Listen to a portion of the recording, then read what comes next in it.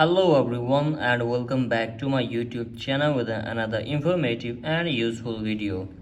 So guys, in this video I'm gonna be show you how to fix Instagram notification not working issue on your iPhone after iOS 18 beta update. So guys, if you have updated your device to the latest version of iOS 18 beta and your Instagram notification is not working, so guys, in this video I'm gonna be show you how can you fix it. So let's start our video without wasting any time.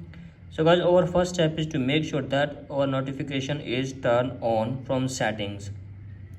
So guys, for that you have to just simply open settings. From here guys, you have to just simply locate for the notifications. So guys, here it is. And from here guys, simply locate the Instagram app. Here it is. So guys, simply tap on it. And after that you have to make sure that the allow notification is turned on. If it is turned off, then simply turn it on and again go back and check if the problem is fixed or not. If the problem is still there guys, then you have to just simply shut down your iPhone for 15 seconds.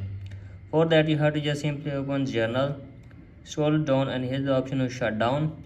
So guys, shut down your iPhone for 15 to 20 seconds and after that open it and check if the problem is fixed or not.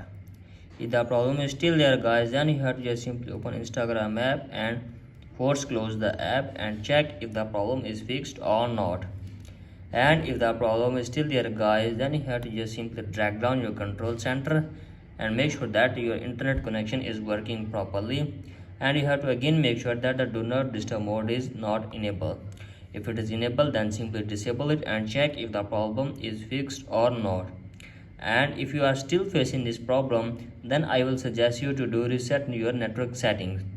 So guys, for that you have to just simply open settings, scroll down and then tap on journal, scroll down and then tap on transfer or reset iPhone, tap on reset, tap here reset network setting, enter your iPhone passcode and reset your network setting for one time. So guys, do this and after this hopefully your problem will be fixed.